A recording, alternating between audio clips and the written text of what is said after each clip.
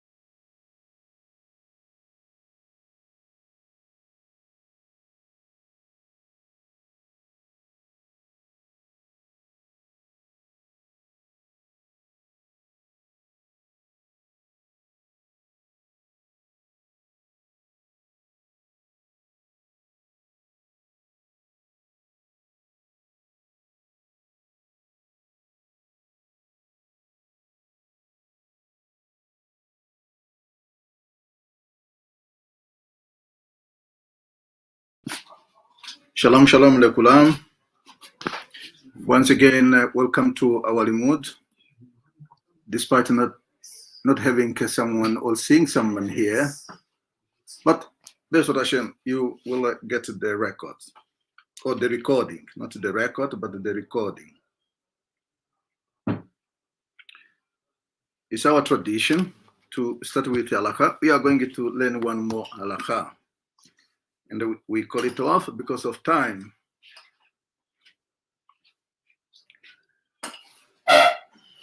We left off yesterday on halakha Yud Aleph 11, according to Ben Shai, under the Pasha Noah. We elaborated much more on this halakha in the same context of the halakha that deals with the lighting Shabbat lights, or Yom Tovim. The same halakha. Perhaps I refresh our mind where we have left off yesterday. I believe you did not get rid of the pages I have sent, or we have sent yesterday. If you still have it, I read the last passage in English before we get to Yud Bet, halakha Yud Bet.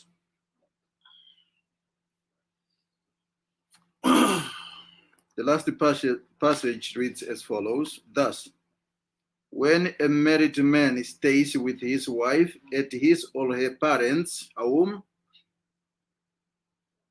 the lady of the house lights at the table in the dining room and they recite a bracha. The daughter-in-law should light in her bedroom and they recite a bracha there. She should, though, make sure that there is sufficient oil in the light to burn until she goes to bed. If she wishes to light at the table, she may do so, but may not recite a bracha, since her mother or mother-in-law has already lit her own light and they recited a bracha over them. What we did not explain is there are situations you visit your in-laws. The emphasis here, again, is the burden is placed on the shoulders of a married lady. That if she visits the mother-in-law or the in-laws, parents-in-laws, Allah dictated that she lights the Shabbat light in her room and they recite a bracha. But if she doesn't want that, she wanted to light the Shabbat candles or light at the table in a dining room, she can do that. But Allah says she cannot recite a bracha. Since the mother-in-law, meaning the lady of the house, has already recited the bracha. That is where we have left off yesterday. We go now to the next halacha on the same subject. But wait a moment. Halacha is quite very delicate. It's got so many. Halacha has got so many corners. What in a case the mother-in-law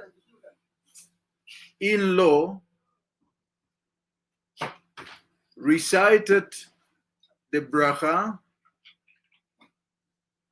and the daughter-in-law comes later, even without knowing that the mother-in-law has already recited the bracha or lit the candles? What should she do? I'm sure that the next, not the next halakha that we are going to deal with today, going to answer, but I'm sure it will be answered. Let me not jump the gun. It will be answered. Halakha Yud Bet. A blind person may light the Shabbat lights and they recite a bracha over them. But if a blind woman has a husband who can see, it is better if he lights and they recite the bracha. If a blind person might light the Shabbat light and they recite the bracha over them, since we know that the obligation to light Shabbat candles is much more devolved upon the lady of the house, what if she is blind? Allah here says, well, she may light the Shabbat light and they recite the bracha over them. But if a blind woman has a husband who can see, it is better if he lights and they recite the bracha. Again, we see that man is it's only when there are some challenges in the family,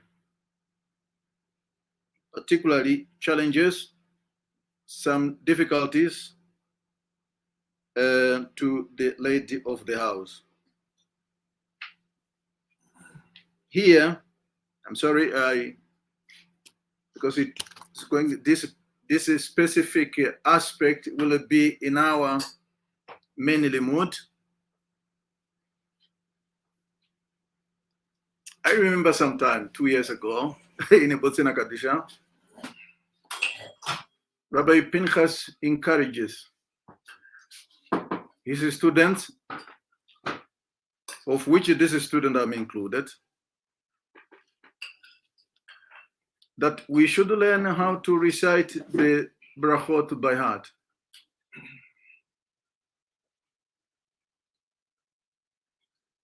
Because, not only because this is my own taking, it's not what he said, but this is my own taking, considering life experience.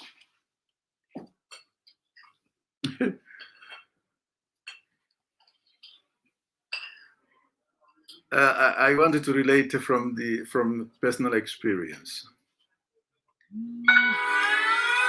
What is this now? I beg.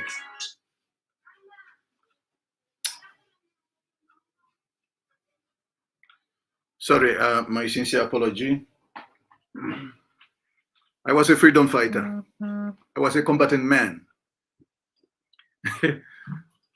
In military training, you are taught, as a soldier, you must anticipate the situations.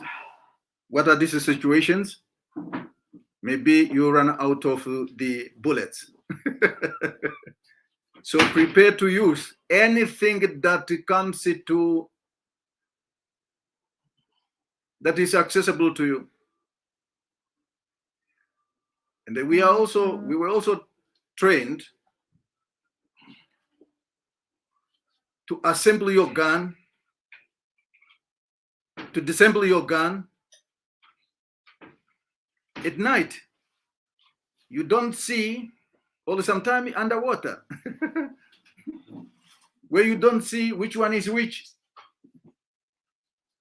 But if you are trained, certainly in some of those challenging situations, you know how to do it.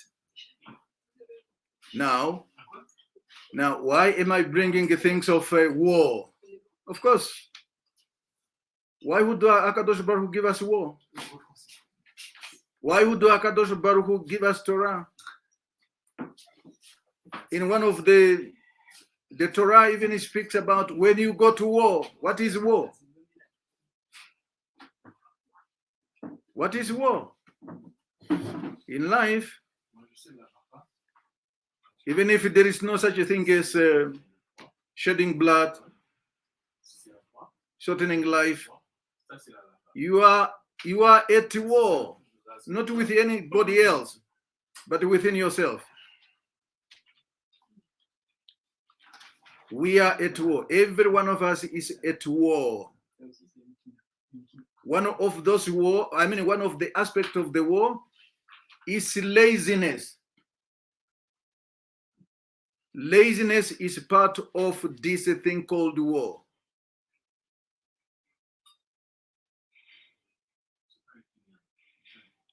We have got these challenges. I feel pity sometimes when you look at some young people have got so much time to spend in what is this? What is this? Sport? Yeah, sport. Mm-hmm. And when they come back again, the images of the sport is haunting them.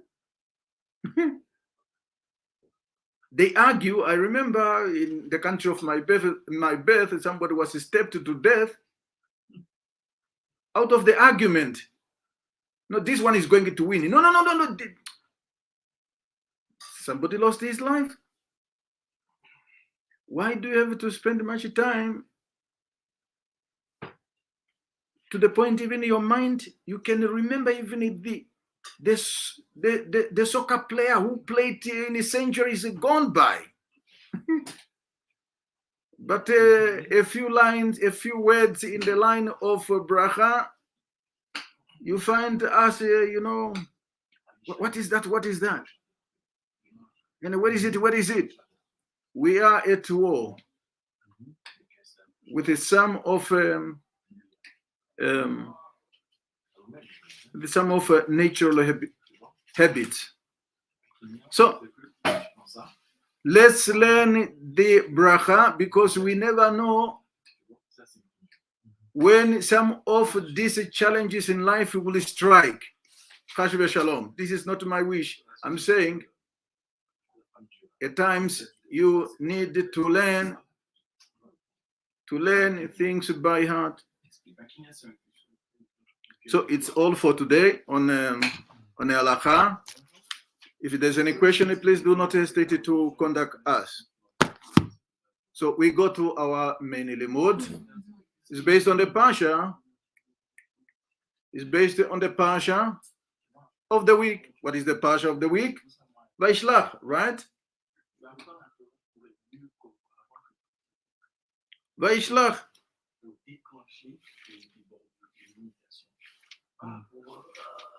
What is really the word Vaishlach mean? And I'm too sure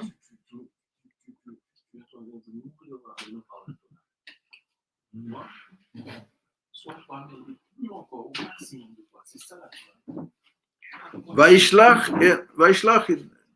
you know, we're not. Vaishlach, it means, literally, it means he sent. And here, the Chazal says he sent angels. Yaakov sent angels. What? How is it possible that a man could send angels? Because the more, you know, if in the world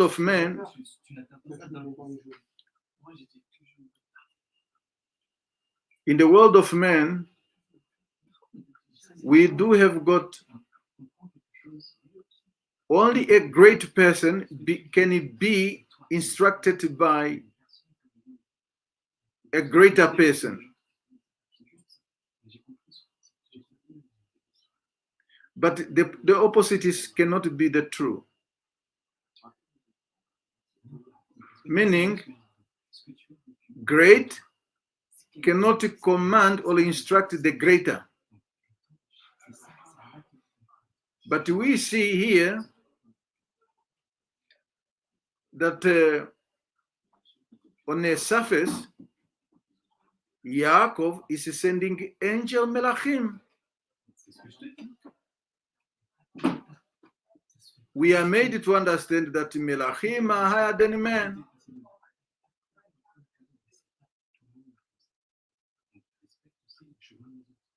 They are higher than men. But is it that the case? Or perhaps this is not literal. Yes, the Torah should not be understood literally. Vaishlach, I read that passage.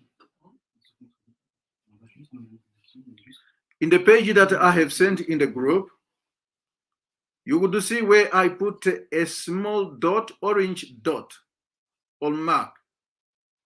That is the passage that I want to start with.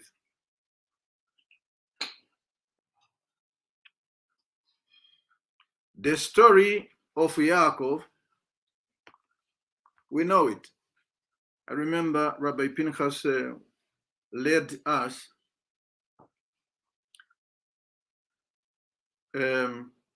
into this, what it means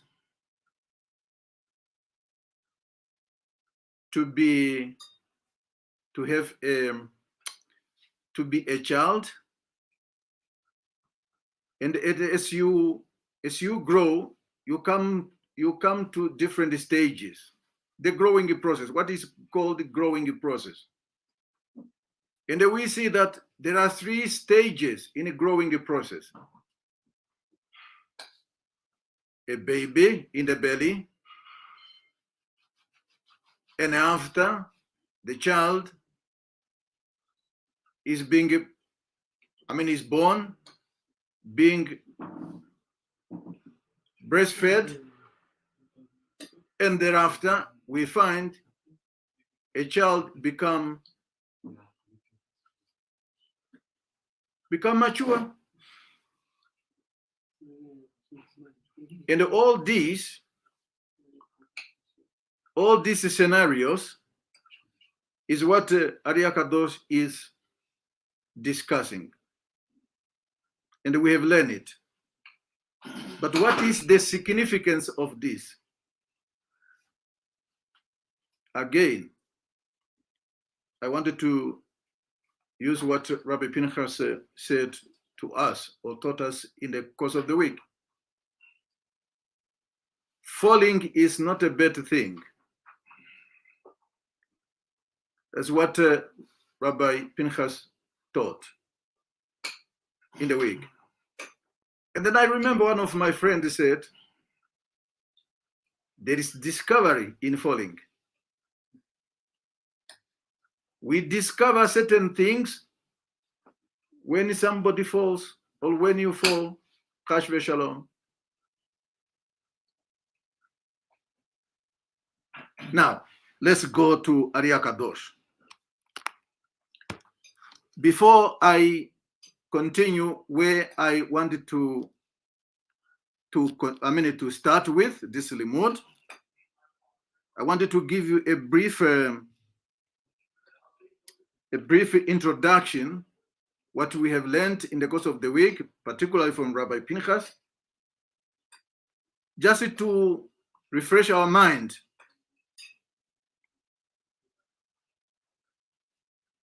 Arya Kadosh, he says, Hine, he starts with Hine. Hine, ki kivar yadat ki mochin de'aba toch mochin de'ima ve'yesot de'aba boker ya'over yesot de'ima. What is this is really saying? To the best of my ability, is describing the mochin. As you know, the mentality of Abba, meaning the mochin, the intellect of Abba. I believe we are now accustomed to hear this word Abba. Let me put it this way. We are accustomed to hear this. When it speaks about this concept, it speaks about Havaya. It speaks about the name Havaya. And the name Havaya, all these four letters are Patsufim. What is meant by Patsufim? It means faces. Each letter is a Pasuf, meaning it's a face. When it speaks about Abba, it refers to Yud. Remember, it was still this week. It says, for the yichud of these two letters, meaning Vav and Hey, they can only come together by the influence of Abba, meaning, yeah, Abba, your father.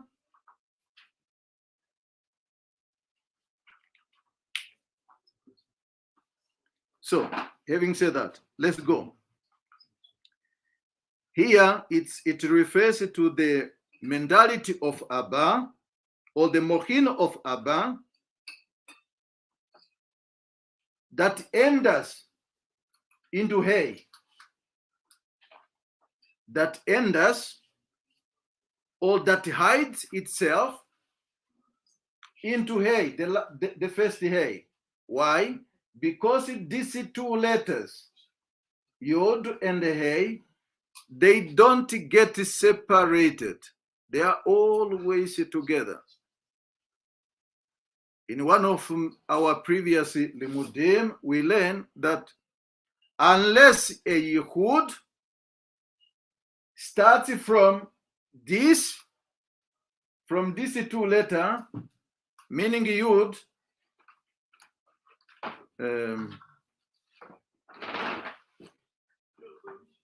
meaning Yud, I don't know what this thing is. So. Meaning Yud, yes, Baruch Hashem. Meaning Yud and the Hey. No Yehud would be able to take a place here.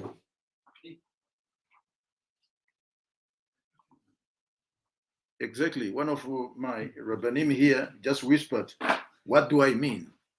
What I meant is any Yehud that may take here is also causing a problematic. That is also considered as revealing the secret. Because only a Yehud between man and wife should be done in a Kedusha way.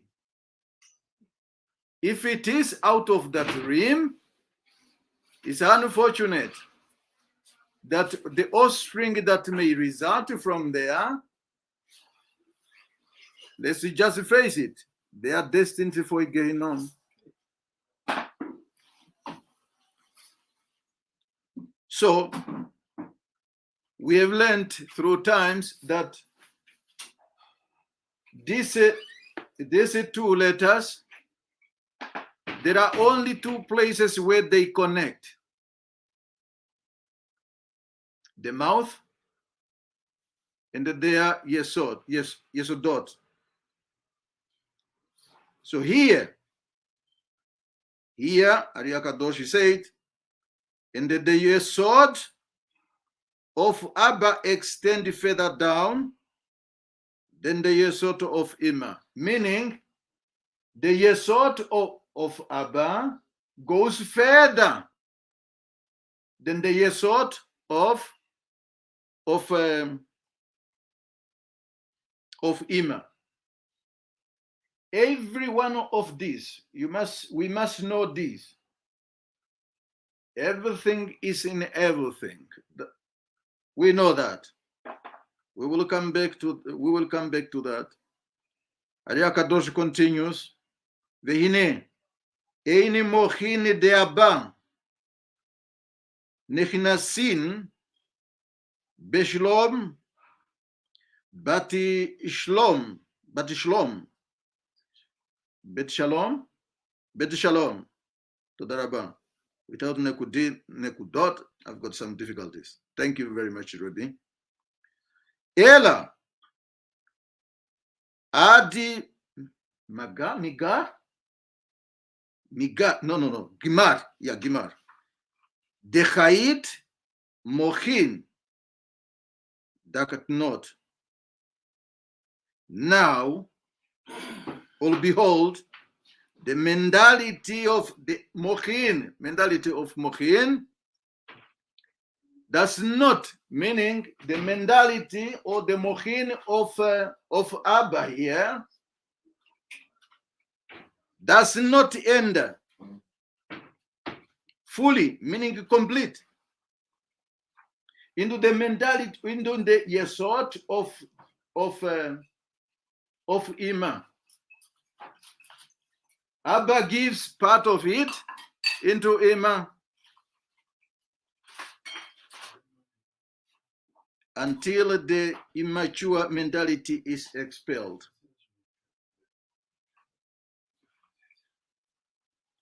In other words,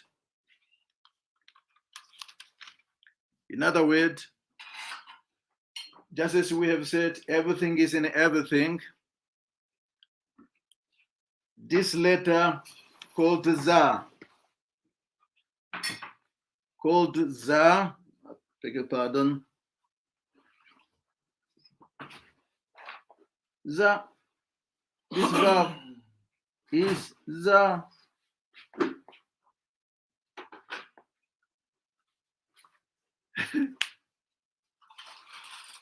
maybe I should just get the information, and then we will explain Besot Hashem. והנה, תכלית תיכאית הקטנות לגרון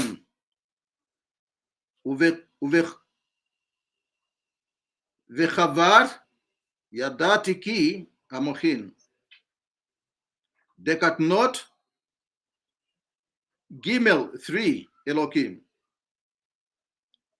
אך מוחין גדולות הם 3 הוויות.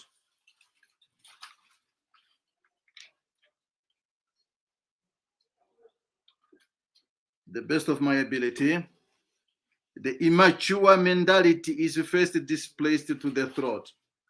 What does that mean? Well, that's what we will. As you know, the immaturity mentality consists of 3 names Elohim, while the mature mentality consists of 3 names of Havaya. Each name Havaya rectify 1 name Elohim. Or what does that mean? Briefly, before I get to where I have said, I want to start the passage on the same page. I wanted to start with a scenario that you are familiar with. Now, for now, we know that the word Elohim, where we first encounter with the word Elohim, is in the first pasuk of Bereshit. We find Elohim. Only later, from pasuk 2 of Bereshit, we encounter the name Havaya. That gives us an idea that, to a certain extent, because the name Elohim is full of dinim. What is dinim? Judgment. So the Chazal say the world was created with a din, but that din, the world cannot stand with that attribute of a din. It has to be tempered with. How do you temper the din? You temper it with Havaya. We know, and we are accustomed to hear this always from Bosina Kadisha, that the Mochin, or the attribute called that, has fallen from its original place and has fallen into the throat, not in the neck, but in the throat. In the throat, you know that there are 3 pipes. There is nothing in the human body, inside or outside, does not represent anything, does not represent something. You may not know it, but we know. Because the Torah says so. So this Elohim being mentioned, for a person to grow up from that state of being immature to maturity, from that state of being in the state of dinim, a person has to acquire a higher mochin. A higher mochin to sweeten what appears and what is dinim. And this is exactly what, and I do not want to emphasize that. This is exactly what we have learned this week by Rabbi Pinchas. Only when you have developed by acquiring a mochin of Abba from Yud, it would be difficult to face the realities of this world. We think that when I take my feast, when I have got, I create myself, I accumulate, create, invent weapons of all sorts, of all kinds. We think that is a sign of being powerful. The Torah seems to disapprove us. It's not about your knife, it's not about your anything, any weapon. It's about having Torah.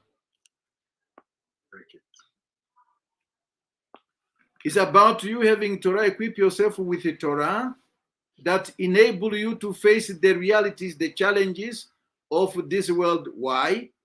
Because it's only the Torah that gives you the mochin of Abba. Because the Torah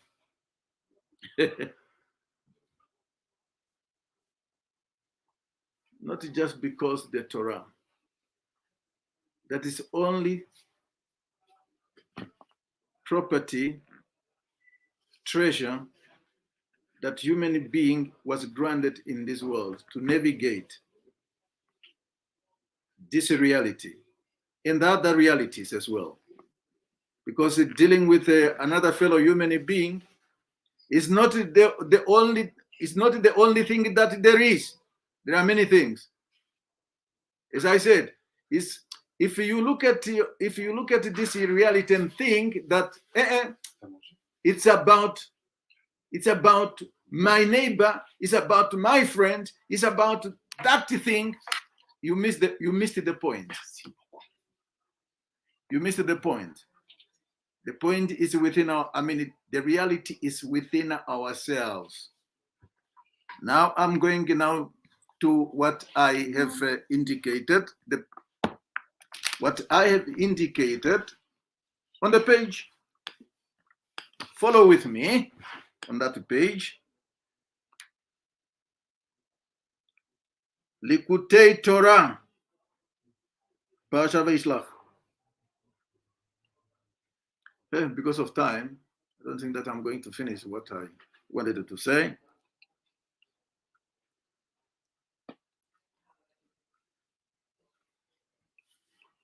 Vayoter Yaakov levado al zal achazar shechazar al pakim katanim. Our sages state that he went back to retrieve his small jar. Why would Ari Kadosh bring all this? I mean, I thought this is a simple thing. Why would it's a simple thing? That is what I thought it is. But why would a person as Ari Kadosh bring this thing? The sages bring this thing about a jar like a cup that I use.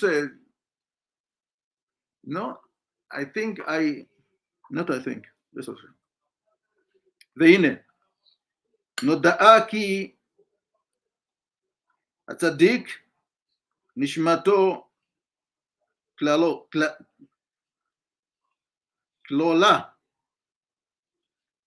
מרמ"ח איברים, וכל איבר ואר יש לו כמה ניצוצות של כמה נשמות של צדיקים, וכל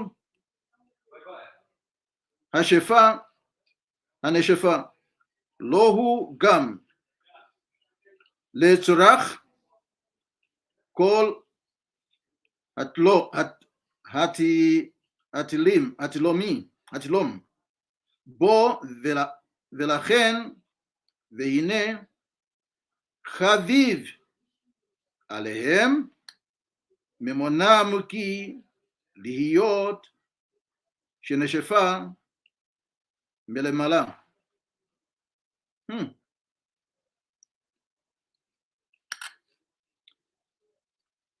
As it is known, a soul of a righteous individual comprises organs. Evarim, sorry.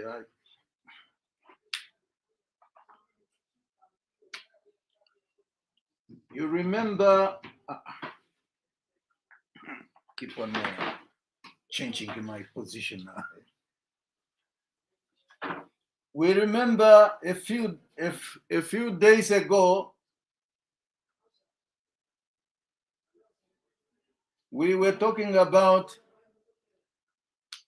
these very three letters, Evarim, the organs. Not only the organs, the organs, the limbs, and so forth. What is Ariya Kadosh saying? As is known, the soul of a righteous individual comprises 248 mitzvot. In other words, okay, here it says members, but they correspond to mitzvot, the positive mitzvot, each one of which possesses parts from a number of the souls of righteous individuals. All the divine beneficency, meaning that the shefa that is granted to him is given as well for the sake of all who are dependent upon him. This is why the righteous people value possessions, since they are granted to them from above. I'm ending here because I'm going to elaborate. In most cases, when men become so successful in anything, they attribute their success to what they assume is their strength. This can be in anything in this life. You may perhaps succeeded in a business. You may perhaps succeeded in your Torah learning. You may have succeeded in anything. It does not give you the right to think that it was out of your own strength. It should not give you that idea that it's out of your own effort. The world of men is divided into classes. This class, this area, this discipline, and this discipline. Every one of these disciplines is competing with the other. We are the best. We are what? We are what? In families, some families are torn apart just because someone is more succeeded than the others. And those who were not granted in the same way, they become despair, becoming worried, frustrated. Why? Because they were not oriented properly. Their world perspective is not oriented properly. And again, society judges them because they do not have decent days. Arya Kadosh here, in a giving example of Yaakov going, remain, and later on he came back to retrieve his jar, a vessel, like in the cup. He came back to retrieve it. A great person as Yaakov, who according to this very Pasha, he sent angels. Why didn't he send angels to fetch or to collect his jar? Why would it be matter? Why should it be matter?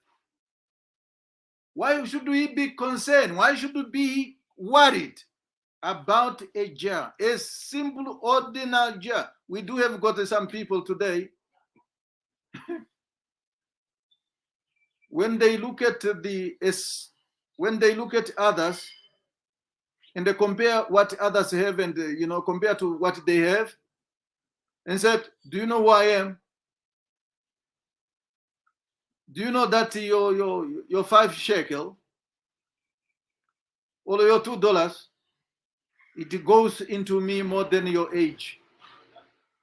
There are people who speak that. The people who speak that. Arya Kadosh, in this he tells us that your soul, the soul of a righteous person, comprises the sparks of the souls of all those who are dependent on you. This can not only those who are living, but even those who have gone by. Who have gone already from this world. So your everything, everything that you are granted in this world, it could not, by implication, it's not out of your own merit. It could be the merit of those who have gone by. For you, it's just to complete where they have started and where they have left off. This is Arya Kadosh's teaching. But there is one more aspect about this. Because if I look at this word Evarim and I divide it, here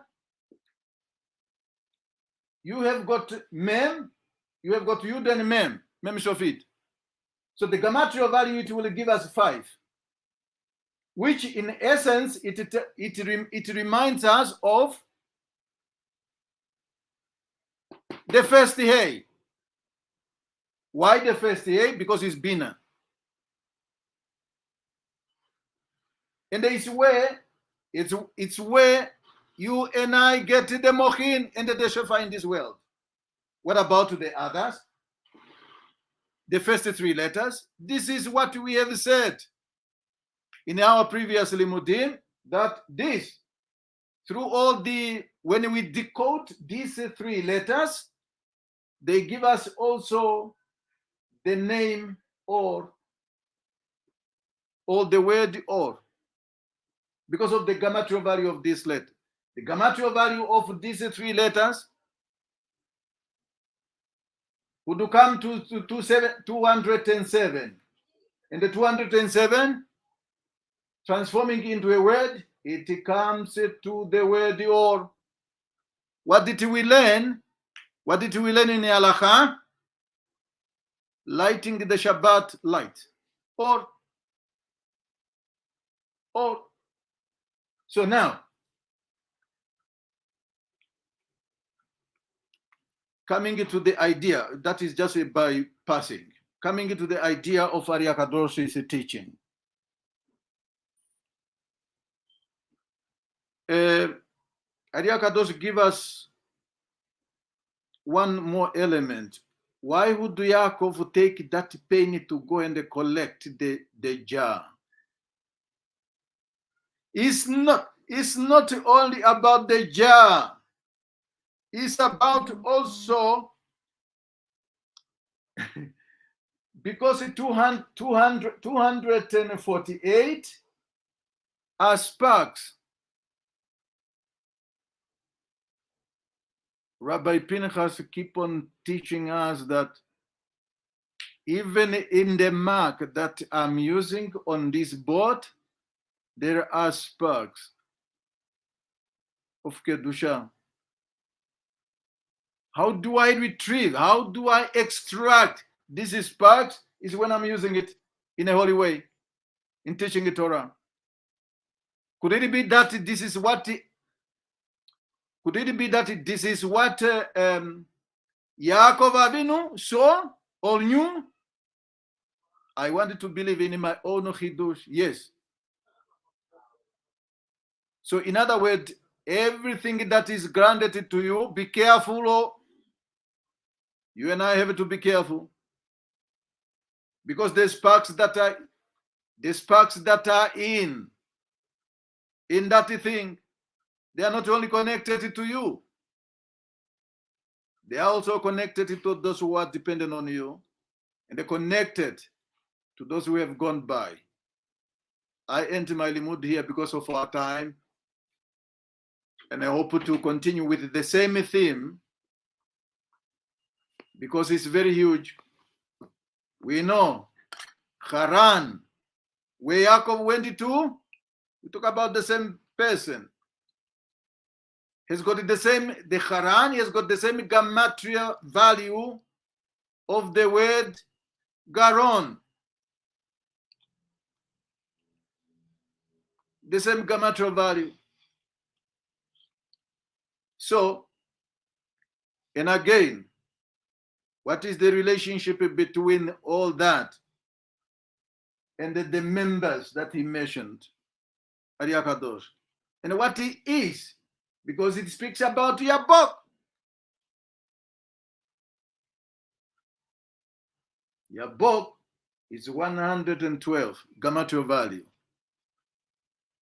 And the best of Hashem, we will continue on Yom Rishon, the same theme.